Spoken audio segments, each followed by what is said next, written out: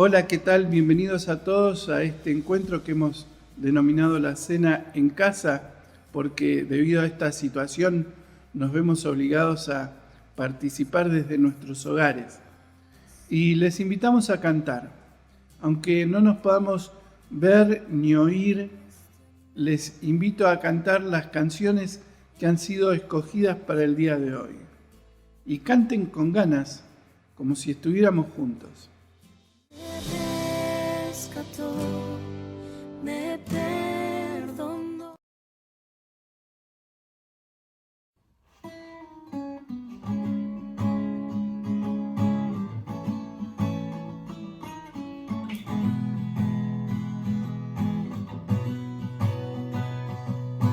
Cristo es mi pasión, Él es quien me sustenta. No hay nadie como Él, nada satisface más. Pruebas vendrán, mas cantaré, no vuelvo atrás, soy libre en Él. Jesús mi todo es, Jesús mi todo es más que suficiente, todo para mí. Cristo es mi porción, el gozo de mi alma. Mi esperanza está en Él, el cielo es nuestro hogar. Vientos vendrán, mas cantaré, conmigo estás, a ti sea la gloria. Jesús mi todo es, Jesús mi todo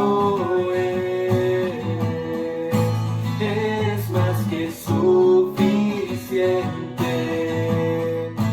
todo para mí. He decidido seguir a Cristo, no vuelvo atrás, no vuelvo atrás. He decidido seguir a Cristo, no vuelvo atrás, no vuelvo atrás. Mis ojos puestos en Jesucristo, no vuelvo atrás, no vuelvo atrás. Mis ojos puestos en Jesucristo, no vuelvo atrás, no vuelvo atrás.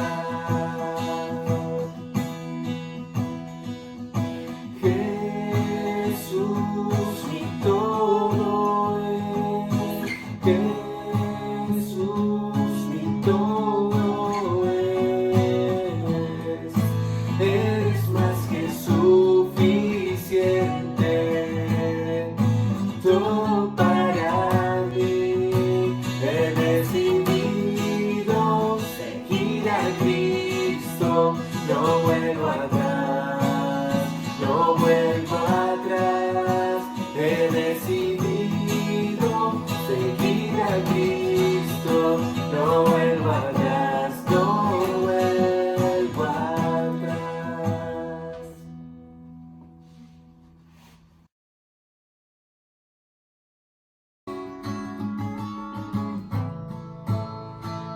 Poderoso, nunca fallarás.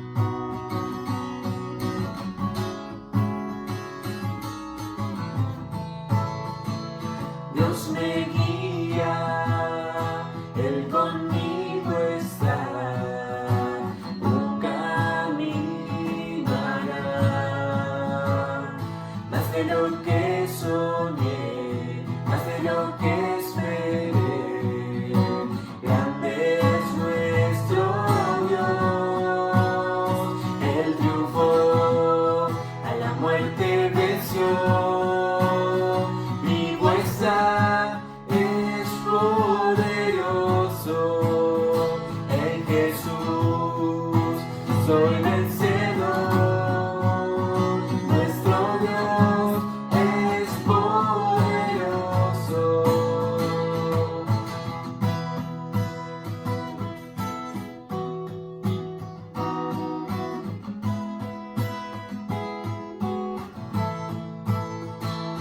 Dios me cuida, Él conmigo está, Él nunca me deja, Él nunca me deja. Dios me ama con eterno amor, Él nunca me falla, Él nunca me falla. Él triunfó, a la muerte venció, vivo está, es por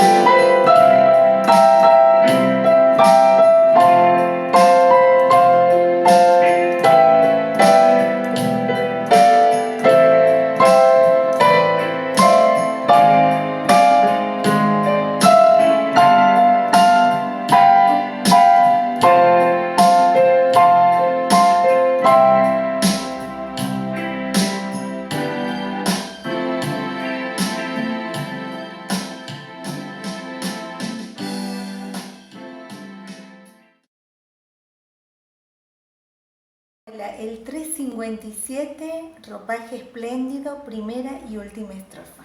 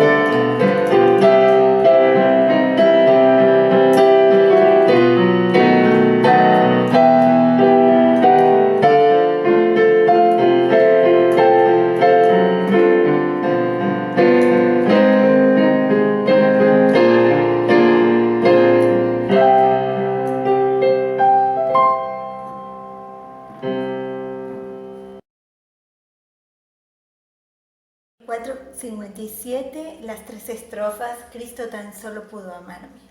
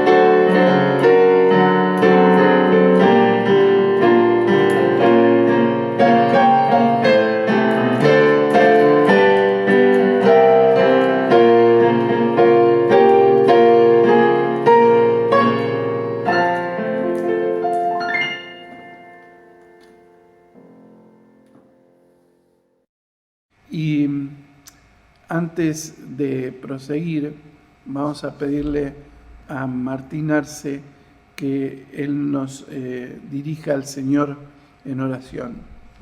Oramos. Señor, te damos las gracias en esta mañana. Estamos contentos, gozosos, Señor, que una vez más podamos venir delante de tu presencia para poder hacer memoria de ti. Para hacerlo, Señor, queremos pedirte que tú, Señor, estés limpiando nuestras vidas, que estés quitando todo aquello que pueda estar estorbando, Señor, nuestra comunión contigo.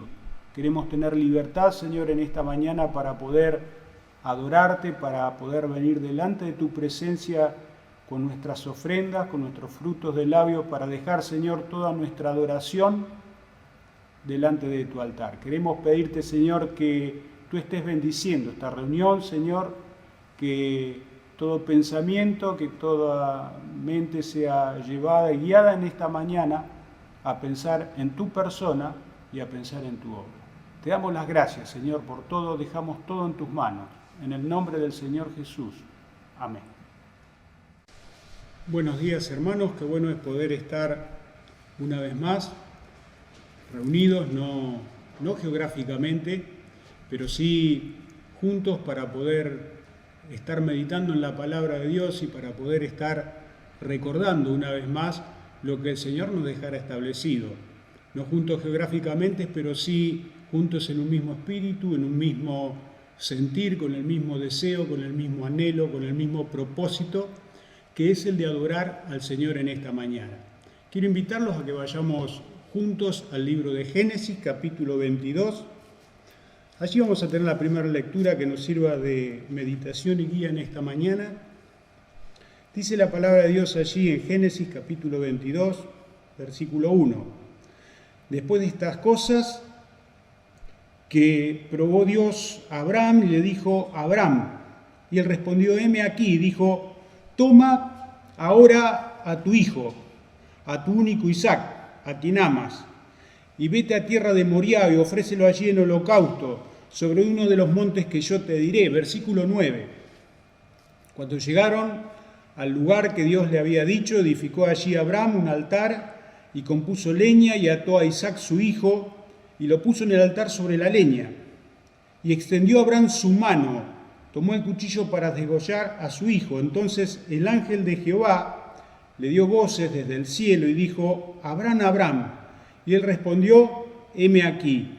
Y dijo: no extiendas tu mano sobre el muchacho ni le hagas nada, porque ya conozco que temes a Dios, por cuanto no me rehusaste a tu hijo único.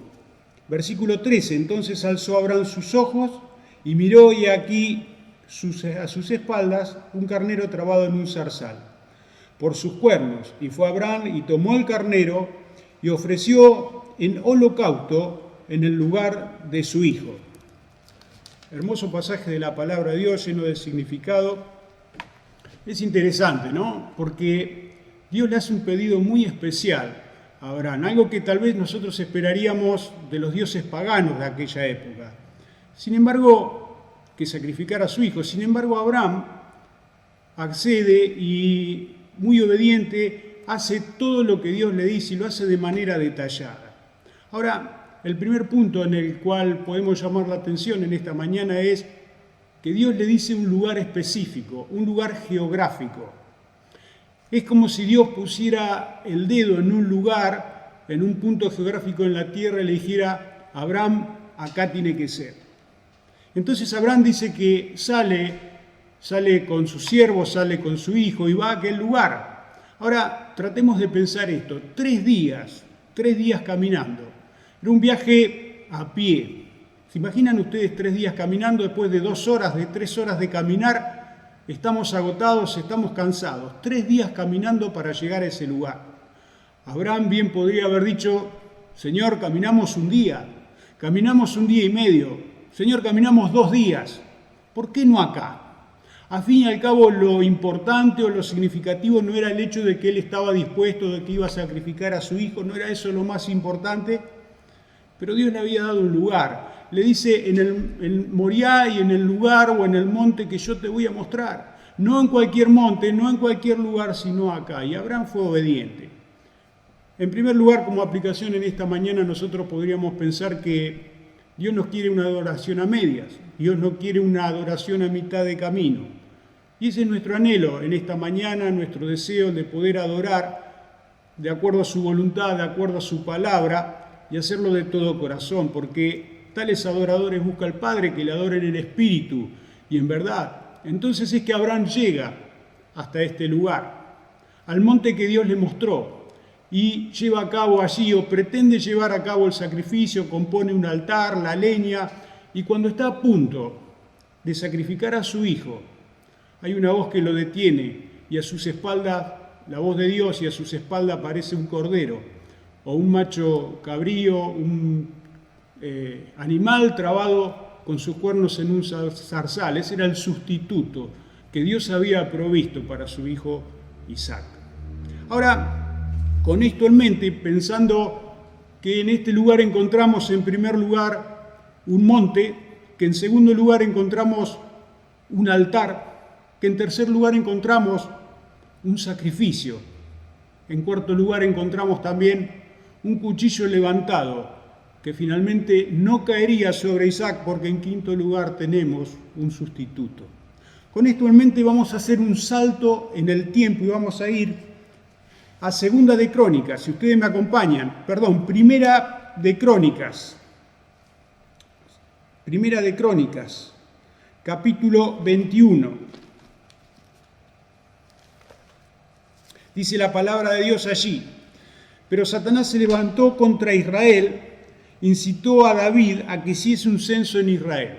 Este es un tiempo en el que David no estaba andando o no estaba caminando cerca de su Señor. Y dice el versículo 15, envió Jehová el ángel a Jerusalén para destruir, pero cuando estaba destruyendo, miró Jehová y se arrepintió de aquel mal y dijo al ángel que destruía: basta ya, detén tu mano. El ángel de Jehová estaba junto a la era de Ornán Jebuseo, y alzando David sus ojos, vio al ángel de Jehová que estaba entre el cielo y la tierra con una espada desnuda en su mano y extendida contra Jerusalén. Entonces David y los ancianos se postraron sobre su rostro y cubrieron de cilicio. Y el ángel de Jehová ordenó, versículo 18, a Gad que dijese a David que subiese y construyese un altar a Jehová en la era de Ornán Jebuseo.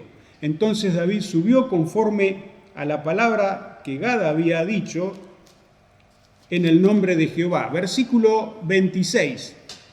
Y edificó allí David un altar a Jehová en el que ofreció holocaustos y ofrenda de paz, e invocó Jehová, quien le respondió por fuego desde los cielos en el altar del holocausto. Entonces Jehová habló al ángel, y éste volvió su espada a la vaina. Es interesante porque decíamos que David no estaba andando cerca de su Señor. David estaba, podríamos decir, lejos del Señor, frío, y ocurre algo muy especial, es usado de alguna manera por el enemigo. Y David decide hacer un censo en este sentido. Ahora, es interesante porque nadie podía contar lo que no le pertenecía. Es un pecado de orgullo, de soberbia de David. David quería de alguna manera medir sus fuerzas, saber cuánta gente había para cobrar impuestos, cuánta gente había para la batalla, qué tanto poderío tenía. David no estaba confiando en Dios y no estaba descansando en el que el Dios Todopoderoso era el que le daba todos los medios y lo libraba de las batallas. Esto, como sabemos, desagradó a Dios, y Dios le envía un castigo y le dice, por medio del profeta de Gad: te doy 3 opciones, David. En primer lugar, 3 años de hambre. En segundo lugar, 3 meses de derrota o 3 meses de guerra y derrota delante de tus enemigos. Y en tercer lugar, 3 días de espada o de peste. David elige la tercera. Y entonces comienza la mortandad y el pueblo comienza a morir. David se humilla delante de Dios y junto con los ancianos del pueblo clama y ora a Dios.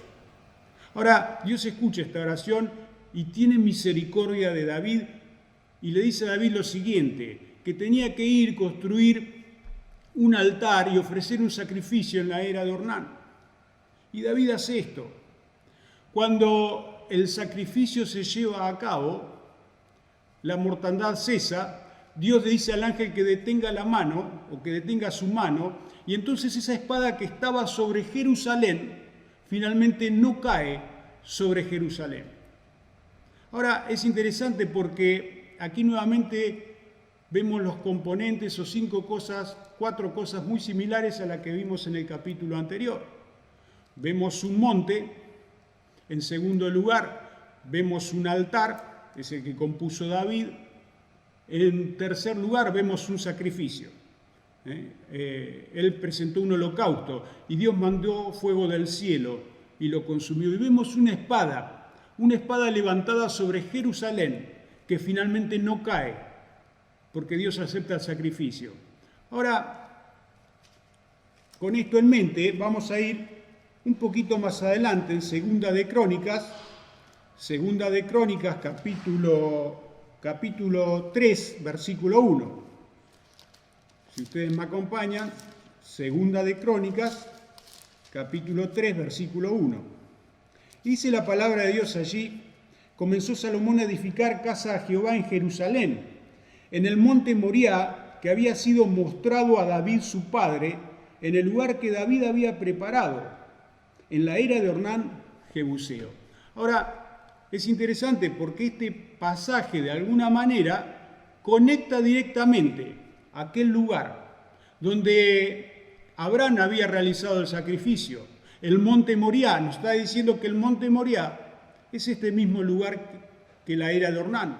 Es el mismo punto geográfico donde Dios decide elegir, donde Dios detiene la mortandad, pero no solamente eso. Conecta esto con el monte Calvario. ¿Por qué? Porque podemos leer también y podemos ver que este es el lugar donde se construiría luego el templo, donde el templo sería erigido para Jehová. Sería el lugar o el monte donde estaba emplazado Jerusalén. Vamos a leer Mateo capítulo 27. Mateo capítulo 27, versículo 32, dice: cuando salían, hallaron a un hombre de Cirene que se llamaba Simón. A este le obligaron a que llevase la cruz, y cuando llegaron a un lugar llamado Gólgota, que significa lugar de la calavera, le dieron a beber vinagre mezclado con hiel. Pero después de haberlo probado, no quiso beberlo. Cuando le hubieron crucificado, repartieron entre sí sus vestidos y echaron suertes para que se cumpliese lo dicho por el profeta. Partieron entre sí mis vestidos y sobre mi ropa echaron suertes. Es interesante, ¿no? Porque de alguna manera en este lugar se vuelven a repetir las cosas que vimos anteriormente. Tenemos un monte. Ese era el monte o el lugar elegido por Dios. Dicen que Jerusalén es el ombligo del mundo, y en cierta forma lo es. Es el lugar donde Dios señala, donde Dios pone su dedo y donde Dios quiere mostrar al mundo el sacrificio que Él ha hecho por toda la humanidad. En este monte, el mismo Señor Jesucristo habría de ser sacrificado. Ahora, es interesante notar, decíamos que había un monte. El monte es el monte donde está Jerusalén, el templo, y el lugar de la calavera era un pequeño montículo afuera de las puertas de Jerusalén, pero dentro del mismo monte. En segundo lugar, también tenemos un altar. En los casos anteriores eran altares de piedra, pero en este caso es un altar totalmente distinto, es un altar de madera. Por definición de altar es un lugar elevado, donde es colocado un sacrificio o una víctima. Verdaderamente la cruz fue el lugar elevado, elegido por Dios, para poner el Cordero de Dios que quita los pecados del mundo. Y allí fue sacrificado en este lugar, a la vista de todos. Quizás los romanos estaban pensando que estaban elevando a las víctimas y las ponían en aquel lugar a los reos para que todo el mundo viera que nadie se burlaba o que la ley romana se cumplía. Pero en realidad, lo que se estaba mostrando aquí era que el Hijo de Dios estaba muriendo por los pecados de todo el mundo. Luego tenemos un sacrificio. El sacrificio obviamente es el Señor. Como decíamos, Juan el Bautista al ver al Señor dice: aquí el Cordero de Dios que quita los pecados del mundo. Todos los sacrificios, todos los corderos, todos los animales que habían sido sacrificados en la antigüedad tipificaban, apuntaban al único, al perfecto Cordero de Dios. Aquel que habría de quitar los pecados por siempre y por la eternidad. ¡Qué plan perfecto! Digno de un Dios grande, de un Dios misericordioso, todopoderoso y amoroso. Poder rescatar al hombre de esta manera, satisfacer las demandas de la ley y a su vez darnos libertad, darnos perdón y vida eterna por toda la eternidad. Finalmente, decíamos que había también una espada. En los casos anteriores hay un cuchillo levantado sobre el pecho de Isaac, pero ese cuchillo no cae sobre el pecho de Isaac, porque hay un sustituto. Cuando vamos a la era de Ornán, vamos a ver que hay una espada levantada sobre Jerusalén, pero esa espada no cae sobre Jerusalén porque hay un sacrificio y hay un sustituto, hay un reemplazo. Pero en esta oportunidad vamos a ver que la espada sí cae sobre la persona del Señor Jesucristo.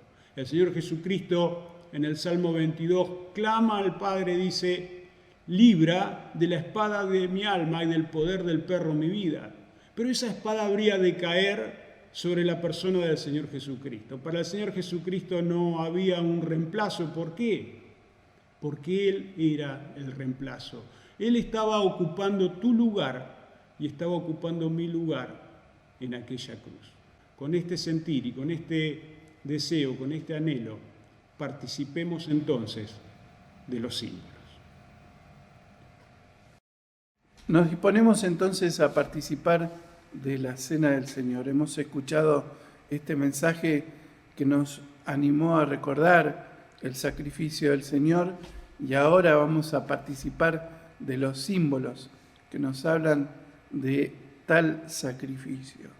Y desde ya recalcamos que todos los que participamos de los símbolos deben estar bautizados y en comunión con el Señor. Lo volvemos a enfatizar porque esto es algo serio, no es algo liviano, es realmente la cena del Señor, aunque no podamos congregarnos ni estar juntos. Así que vamos a participar de los símbolos, vamos a orar por ellos. Padre Celestial, te damos gracias porque una vez más tu pueblo pueda reunirse, aunque no del modo habitual, pero podemos estar juntos, podemos compartir nuestra fe y podemos recordar la obra del Señor. A través de estos símbolos que Él nos dejara, el pan y el vino, que nos hablan de su sacrificio. Te pedimos, Señor, que tú nos bendigas ahora al participar del pan, para que podamos recordar precisamente el cuerpo del Señor que fue lastimado por cada uno de nosotros. Te rogamos esto en el nombre del Señor Jesús. Amén.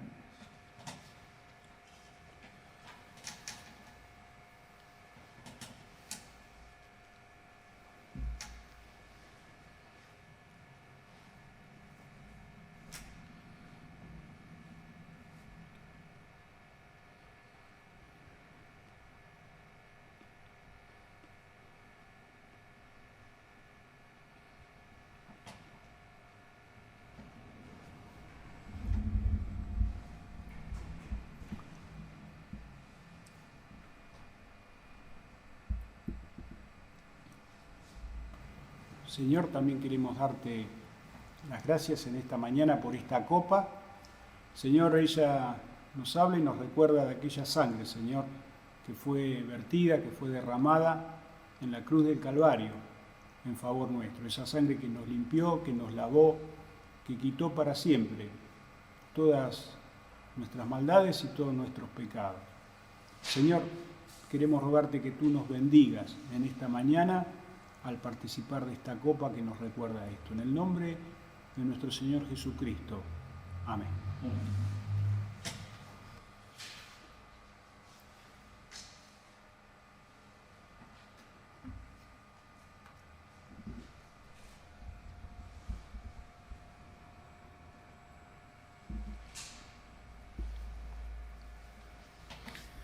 Padre Celestial, te damos gracias por habernos permitido una vez más participar de los símbolos que nos recuerdan la obra del Señor Jesús en nuestro favor, y te pedimos que en esta semana, en este tiempo de cuarentena, nos permitas servirte a ti, a pesar de estar limitados, a pesar de tener esta dificultad tan seria. Te pedimos que tú nos bendigas para que podamos dar testimonio de nuestra fe a través de las redes sociales, a través de los distintos medios que tú pones a nuestro alcance. Te pedimos por estos encuentros que estamos teniendo, te rogamos que tú sigas bendiciendo la iglesia del Señor. Te rogamos esto en el nombre del Señor Jesús. Amén. Amén. Y queremos añadir desde ya que una parte importante de la Cena del Señor que falta es las ofrendas. Por toda esta situación no estamos pudiendo recoger las ofrendas como habitualmente lo hacemos. Por eso, desde ya le pedimos a cada uno de ustedes que se acerquen o nos llamen por teléfono a nuestro WhatsApp, cuyo número es más 54 9 291 432 6041, o se comuniquen con los ancianos de la congregación, quienes le indicarán cómo hacer efectiva su ofrenda. También para los que vivan en Cerri, desde ya pueden hacerlo por medio de Martín o Claudio, y ellos le indicarán cómo efectuarla. Y queremos desde ya agregar que la iglesia, a pesar de no estar congregada, sigue activa. Hay muchas actividades que las estamos realizando a través de distintos medios. Uno desde ya es la radio. Le pedimos desde ya que estén orando por la radio. Ustedes se han enterado desde ya que estamos teniendo algunos cortes en nuestras transmisiones porque justo en esta semana tan particular ha habido un problema técnico que estamos intentando resolver. También nos encontraremos por medio de una plataforma, la plataforma de Zoom, en la cual llevaremos a cabo la reunión de oración el día miércoles. Ya hicimos la primera y experimental el miércoles pasado y fue de gran bendición porque muchos pudieron conectarse a través de este medio y pudimos estar congregados, compartiendo los unos con los otros los distintos pedidos de oración y un momento de oración también. Así que les rogamos que se contacten a través de este medio porque será una experiencia muy, muy interesante. Asimismo, y esto es importante tenerlo presente, en la semana le vamos a informar de posibles otras actividades por este medio. Así que estén atentos, el Señor nos va abriendo algunas puertas, así que estén atentos porque ya van a ser anoticiados en su momento. Les agradecemos por habernos acompañado y deseamos que Dios les bendiga. Agradecemos a Martín, representando a la congregación de Cerri, que nos haya acompañado en este día. Gracias, Martín, por tu visita y tu aporte. Muchas gracias y que Dios les bendiga a todos. Pero recuerden, todavía no terminamos. Ahora vamos a tener una sección con el mensaje de la palabra de Dios. Así que les invitamos a que no se levanten, que se queden allí. Hoy Gustavo Arduzo será el orador que nos ha de acompañar.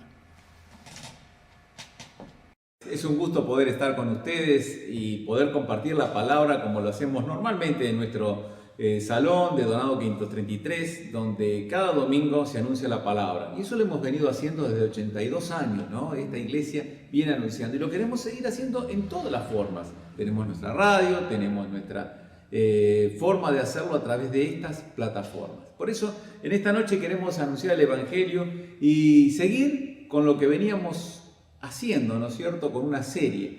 Pero antes de contarles, es un viaje que va desde la peor condición, estar condenado eternamente, a lo que vamos a ver en esta noche. Por eso te invito a que la palabra de Dios, la lectura bíblica, sea lo primero que nos oriente en esta noche. Dice el Evangelio de Juan, capítulo 3, versículo 18, Juan 3:18, dice: el que en él cree no es condenado, pero el que no cree ya ha sido condenado porque no ha creído en el nombre del unigénito Hijo de Dios. Y esta es la condenación, que la luz vino al mundo y los hombres amaron más las tinieblas que la luz, porque sus obras eran malas. Porque todo aquel que hace lo malo aborrece la luz y no viene a la luz, para que sus obras no sean reprendidas. Mas el que practica la verdad viene a la luz, para que sea manifiesto que sus obras son hechas en Dios. Y como te estaba comentando, estábamos yendo en este viaje desde la peor situación, estar condenado eternamente, y lo vamos a hacer pensando en esto, que estamos condenados por el pecado. Esto es el motivo de esta serie. La serie de esclavos del pecado, condenados por el pecado, y después seguirá también salvados del pecado. Así que para ver esta primera parte, condenados del pecado, por el pecado, tenemos 4 puntos. Y quisiera que en estos 4 puntos que ustedes se fueran ayudando con las aclaraciones que pueden venir también en la imagen. Primero de todo hay un cuestionamiento. En el versículo 18, lo vuelvo a leer porque la palabra es la que ilumina. El que en él cree no es condenado, pero el que no cree ya ha sido condenado, porque ha creído en el nombre del unigénito, no ha creído en el nombre del unigénito Hijo de Dios. Y acá está la palabra creer. Y decimos, ¿qué es creer? Tiene un significado que es mucho más que el asentimiento intelectual de lo que uno puede interpretar del Evangelio. Este incluye confianza y compromiso con Cristo como Señor y Salvador, porque eso trae como consecuencia que haya un cambio de naturaleza. En el versículo 7 de este mismo capítulo dice que nosotros somos nacidos de nuevo y que a su vez produce un cambio verdadero en el corazón y obediencia al Señor.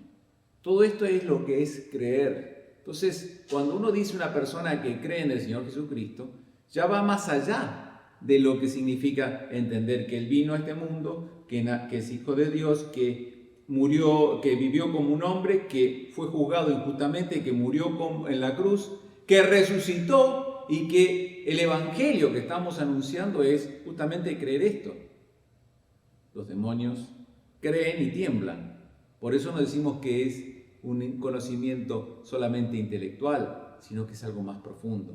Es esa confianza plena en que creyendo en este nombre, creyendo en la obra y poniendo mi confianza y compromiso para que Él sea mi Señor, yo voy a poder tener una vida. Los cuestionamientos son, ¿por qué no creer? ¿Y por qué es injusto? ¿Cómo va a ser injusto? Claro, sin que haya hecho algo, ya a mí me están condenando, porque dice que el que no cree ya está condenado. Lo que pasa es que hay una naturaleza. Dice Romanos capítulo 3, versículo 10, que nosotros no hay justo ni aún uno, no hay quien entienda, no hay quien haga lo bueno, no hay quien busque a Dios. Por eso habiendo una inclinación natural del hombre hacia lo malo que lo mueve. Y bueno, hay dos pasiones, y mucho se está viendo en estos días, que generalmente lo mueven al hombre. Uno es el temor y el otro es la avaricia.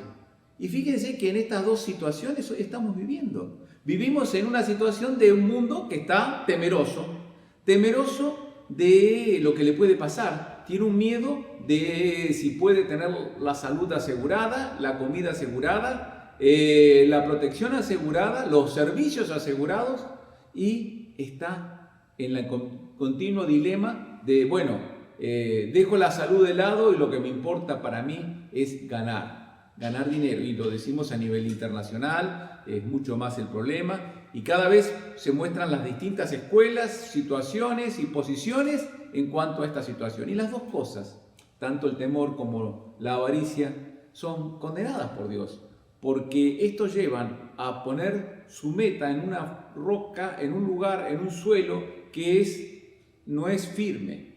Por eso es necesario que la persona crea en algo firme. Y entonces aquí, por eso es criticado. Es criticado porque no cree, porque es injusto, pero tampoco es lógico. Claro, la lógica pasa por, bueno, de acuerdo a mis condiciones éticas, de acuerdo a esta cultura, yo considero que no es lógico que a mí se me considere como malo. Ahora, la cultura cada día la vamos viendo degradarse. Y entonces, bajo ese patrón, cada vez que yo me quiero juzgar con ello, me encuentro siempre un lugar donde me puedo ubicar. Por eso también el valor absoluto que es Dios nos dice a nosotros que no hay justo. Y estamos lejos de ser, en la lógica nuestra, una persona justa. Y como tercer punto de este cuestionamiento, tenemos que considerar mis antecedentes. Bueno, no soy tan malo. Tengo obras a favor. Tengo obras a favor que para mí van en este juicio. Y son válidas porque yo, como en el punto anterior, tengo una pauta. Pero ¿sabes qué? En el equilibrio de Dios estamos totalmente desequilibrados. Estamos en falta ante Dios. Entonces no vale ni mi injusticia, ni lo que yo creo que es injusto, ni la lógica, ni las consideraciones de antecedentes. Pasamos al segundo punto del versículo 19. Esto es injusto, ¿por qué no me avisaron? Porque es lo primero que uno va a decir. Y esta es la condenación. La luz vino al mundo, pero los hombres amaron más las tinieblas porque sus obras eran malas. ¿Saben lo que quiere decir con esto? En primer lugar, que busco complicar o entorpecer. Dicen que los abogados, cada vez que tienen que ganar tiempo en un juicio, ¿qué es lo primero que dicen? Protesto, o pido en cualquier lugar un amparo, pido una situación, quiero tratar de frenar este juicio de alguna forma. ¿Cómo lo puede hacer el hombre ante Dios? Bueno, no tengo conocimiento de que haya una ley que me condene, porque a mí nadie me avisó. ¿Y sabes qué? También acá estamos fallando. Estamos fallando por dos cosas. En primer lugar, porque hay una conciencia que nos va diciendo, esto no está bien. En la relación espiritual que vos querés tener, no está bien lo que vos considerás que puede ser un aspecto lógico. Pero también hay una escritura. Y esta es la palabra de Dios, a la cual hemos leído y referido. ¿Por qué? Porque en ella está lo que Dios estableció, tanto para cumplir, tanto para obedecer, tanto para decir, como para creer que es lo que me va a salvar de la condenación. En segundo aspecto decimos que, pero no soy tan malo nuevamente, ¿no? Vuelvo a ponerlo. Y este versículo nos vuelve a reflejar esa vieja frase, ¿no? En la oscuridad, todos los gatos son pardos. Claro, uno cuando es enfocado por la palabra de Dios, no queda nada oscuras.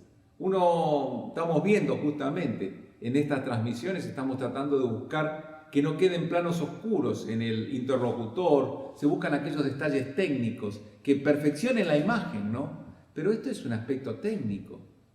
En la visión de Dios, los aspectos son mucho más específicos, son mucho más detallados. Y la luz de Dios nos enfoca y nos ilumina de todos lados. Una de las cosas en los grandes avances, hablando de la luz eléctrica, fue que cuando caía el sol, o en muchos lugares donde no tenía una buena iluminación natural, cuando apareció la luz eléctrica, tenía un alcance a todas las partes del cuarto.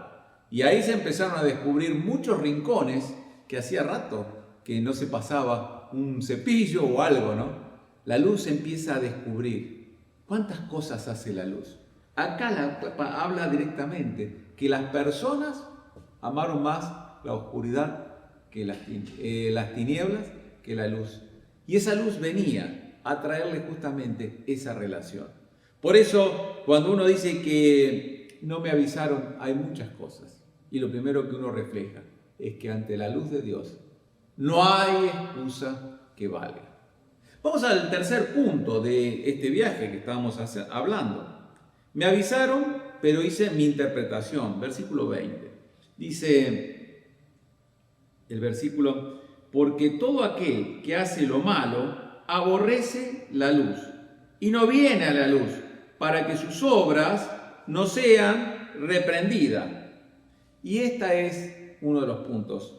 Para mí lo malo es esto, ¿no? Nuestro error, al cual llamamos pecado, es como un traje.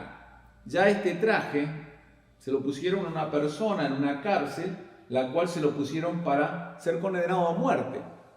Y antes de salir, esa persona está con esa carga, cambian a la persona y me ponen a mí y no me identifican. Yo estoy identificado con la situación y las circunstancias, con el traje, con la celda, con la sentencia que va a cumplir. Y esa es mi posición por ser un ser humano. Yo tengo ya las prendas, la ropa de una persona que es condenada. Por eso, lo que yo piense, lo que yo considere de lo que es un error, ya ha sido condenado. Está todo este juicio en proceso. Y lo que necesita es que alguien pague por ese error, por ese pecado. Y entonces pasa algo maravilloso. Mirá lo que es la situación. Yo soy el pecador, yo soy el que estoy condenado, yo estoy transpirando y pensando qué es lo que va a pasar con mi futuro por mi condenación. Pero alguien, en este caso es el Señor Jesucristo, aparece. Salí vos, yo tomo tus ropas de presidiario, tu prisión, tu celda, y yo mañana voy a pagar, o hoy mismo voy a pagar el cargo que vos hiciste. Y eso es lo que ha hecho la cruz. La cruz ha venido que en mi interpretación de lo que yo consideraba injusto, el Señor Jesucristo hizo una mayor injusticia, porque yo siendo un pecador, Él siendo inocente, Él siendo el Hijo de Dios, Él teniendo el lugar donde nadie podía llegar, Él vino a cumplir un propósito. Salvarte a vos y a mí. Qué bárbaro, ¿no? A tomar esa posición. Y en esa posición uno puede llegar ahora a otra situación. En este punto me avisaron, pero hice mi interpretación, para que Dios, el punto 2, ¿no es cierto?, de esta situación, que poder venir ante su parámetro. Volvemos a citar que el problema es creer. Acá nosotros creemos que nuestra situación podemos llevarla de distintas maneras. Pero acá es otra la situación. El punto es creer. Con tan solo creer, poner la confianza plena y el compromiso en Cristo Jesús, yo estoy traspasando. Y ese parámetro me cubre a mí, porque estoy cubierto por la obra de Cristo en la cruz. Su sangre me limpia de todo pecado. Y de esa forma yo paso a ser una persona justa, el injusto, ante Dios, el todo justicia, porque la obra de Cristo me cubre. Qué impresionante. El hecho está en creer. De nada valen las otras excusas. Y el último punto de nuestro viaje desde estar perdido eternamente es, bueno, esta es la solución.